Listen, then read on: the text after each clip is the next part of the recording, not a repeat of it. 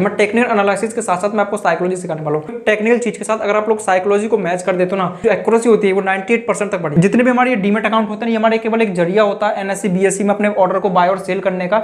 नमस्कार दोस्तों, कैसे हैं आप सब। आप लोगों के बहुत ज्यादा कमेंट आ रहे थे, मेरे हर एक वीडियो में कमेंट आ रहा था कि भाई आप एक beginner to advance series start करिए। हम लोगों को भी ट्रेडिंग सीखना, हम लोगों को भी स्टॉक मार्केट सीखना, हमको भी सीखना किस तरीके से हम अच्छा प्रॉफिट कर सकते हैं। जिस तरीके से मैं प्रॉफिट कर सकता हूँ इस तरीके से आप लोगों को भी प्रॉफिट करना मैं सब कुछ सिखा सकता हूँ।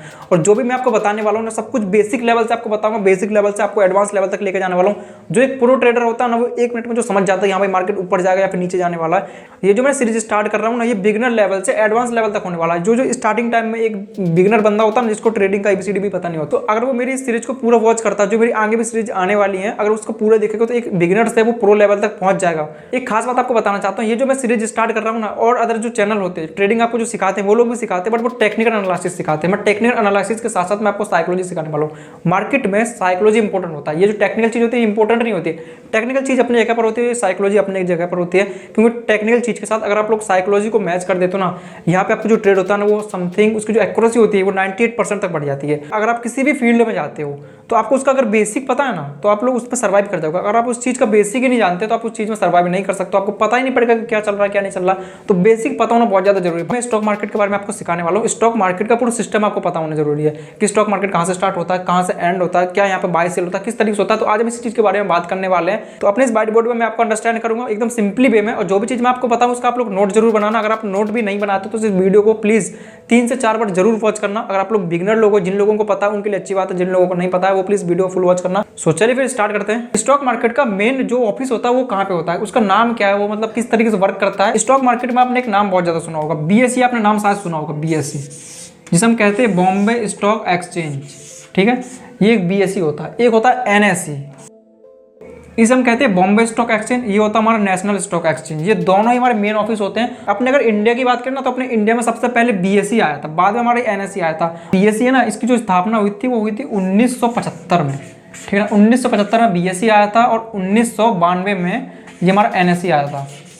ठीक है, इन दोनों के बारे में मैं इसलिए बता रहा हूँ, जितने भी ऑर्डर हम लोग बाय और सेल करते हैं ना, ये सब पता है इन दोनों एक्सचेंज में ही होते हैं। एनएससी में होता है या फिर बीएससी में होता है। और जितनी भी कंपनियां होती है ना, वो सारी एनएससी और बीएससी में यहाँ पे लिस्टेड होती है। मान लीजिए मेरे पास कोई कंपनी है, मतलब मैं किसी कंपनी का मालिक हूँ और मैं चाहता हूँ कि मेरी जो कंपनी है वो स्टॉक मार्केट में आए, तो मैं सबसे पहले जाऊँगा बीएससी के पास या फिर एनएससी के पास। इनसे मैं कहूँगा कि मेरी कंपनी को ये अपनी इस चीज़ में, मतलब नेशनल स्टॉक एक्सचेंज में या फिर बॉम्बे स्टॉक एक्सचेंज में इसको लिस्टेड कर लीजिए, जिससे हमारे जो स्टॉक है वो उसको भी बाय और सेल लोग कर सकें और हमारी कंपनी को अच्छा खासा यहाँ पे प्रॉफिट हो सके। तो सबसे पहले मैं जाऊँगा बीएससी के पास या फिर एनएससी के पास, इसको मैं कहूंगा और ये मुझे एक डेट अपना निकाल के दे देगी कि इस तारीख को आपका जो डेट है और आपकी जो कंपनी है वो इस डेट में लिस्टेड हो जाएगी।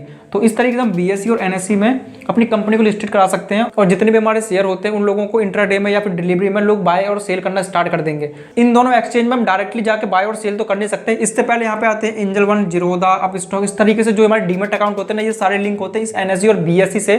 जब भी हम किसी ऑर्डर को बाय और सेल करते हैं, एग्जाम्पल के तौर पर अगर आप लोगों के पास अप स्टॉक का डीमेट अकाउंट है, अगर आप इसमें बाय और सेल करते हो तो आपका जो ऑर्डर होता है वो डायरेक्टली जाता है बीएससी में या फिर एनएससी में, जिसमें आप लोगों ने इसको बाय कर सेल कर रखा होगा। और जितने भी हमारे ऑर्डर ये बाय सेल होते हैं, सारे हमारे एनएससी बीएससी में होते हैं। जितने भी हमारे डीमेट अकाउंट होते हैं, ये हमारे केवल एक जरिया होता है एनएससी बीएससी में अपने ऑर्डर को बाय और सेल करने का। अगर आप लोगों को लगता होगा कि बेस्ट डीमेट अकाउंट इनमें से कौन सा है, तो वो मैं बोलूंगा अप स्टॉक का, क्योंकि अप स्टॉक को मैंने चलाया हुआ है। अप स्टॉक में कोई भी ग्लिच नहीं आता, इन सब की मैं और बात नहीं कर सकता।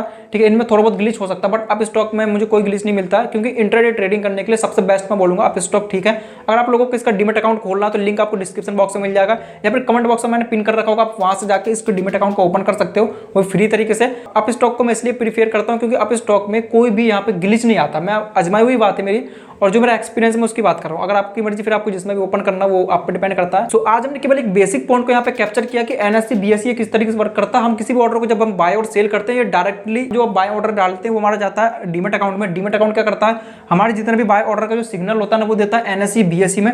जो मेन जो बाय और सेल होता है ना, वो हमारा एनएससी बीएससी के अंदर ही होता है। ये आपको पता होना बहुत ज्यादा जरूरी है। जो मेन एक इंपॉर्टेंट होता है, जो जड़ होती है ना, वो आपको अगर पता है तो आप लोग समझ सकते हो कि ये सब पूरा सिस्टम चलता है किस तरीके से। एक बात मैं आपको फिर से बोलूंगा, जिस फील्ड में आप लोग जाते हो ना, उस फील्ड के बारे में सब कुछ पता होना जरूरी है। ज्यादा चीजें की बात नहीं कर रहा, बट जो मेन जड़ होती है ना, उनकी बात कर रहा हूं मैं।